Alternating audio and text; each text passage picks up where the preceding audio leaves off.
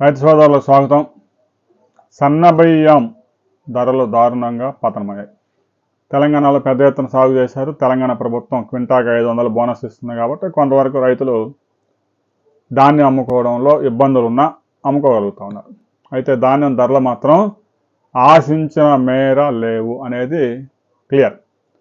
అయితే తెలంగాణలో పౌర సరఫరాల శాఖ ద్వారా సన్నబియ్యం పంపిణీ మొదలైంది. ఆ దొడ్డు రకాలు ఎవరూ తినడం లేదు అనే విషయం అందరికీ తెలిసిందే. రీసైక్లింగ్ ద్వారా మరలా కాకినాడ ద్వారా ఆఫ్రికాకి ఎక్స్పోర్ట్ అవుతూ ఉన్నాయి, లేదంటే పౌర సరఫరాల శాఖకి మరలా అంటగడుతూ ఉన్నాయి.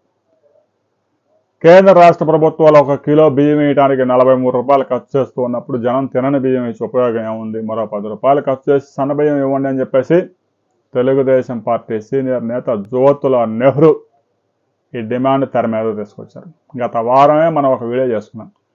ఆంధ్రప్రదేశ్లో కూడా పౌర సరఫరాల శాఖ ద్వారా సన్న బియ్యం సరఫరా చేయాలి అనే విషయాన్ని ఈ డిమాండ్ అనేక ప్రాంతాల్లో వస్తూనే ఉంది. ప్రతి సంవత్సరం రాష్ట్ర ప్రభుత్వం 3,500 కోట్లు, కేంద్ర ప్రభుత్వం 2,500 కోట్లు, మొత్తం 6,000 కోట్ల రూపాయలు ఈ పథకానికి ఖర్చు పెడుతుంటే ఆ బియ్యం తినేవాడు లేడు. అలాంటప్పుడు 6,000 కోట్లు ఖర్చు చేయడం ఎందుకు?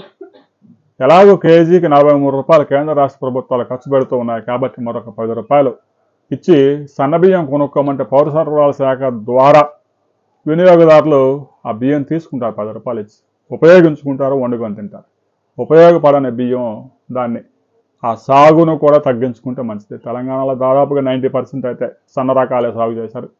ఆంధ్రప్రదేశ్లో కూడా సన్న రకాలు సాగును ప్రోత్సహించండి, సన్న బియ్యాన్ని సరఫరా చేయండి అనే డిమాండ్ పెద్ద ఎత్తున వస్తూ ఉంది.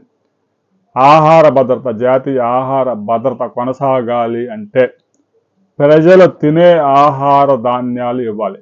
ఏదో ఒకటి ఇచ్చి మేము ఆహార భద్రత చట్టానికి రక్షణ కల్పించామంటే కుదరదు. రాబోయే రోజుల్లో ఈ సన్న బియ్యం డిమాండ్ ప్రతి ఎమ్మెల్యే, ఎంపీ, మంత్రుల వద్ద డిమాండ్ తీసుకురండి. రాబోయే సీజన్ నాటికి ఆంధ్రప్రదేశ్లో కూడా సన్న రకాల సాగుని ప్రోత్సహించండి, సన్న రకాలని సేకరించండి. పౌర సరఫరాల శాఖ ద్వారా సన్న బియ్యం సరఫరా చేయండి.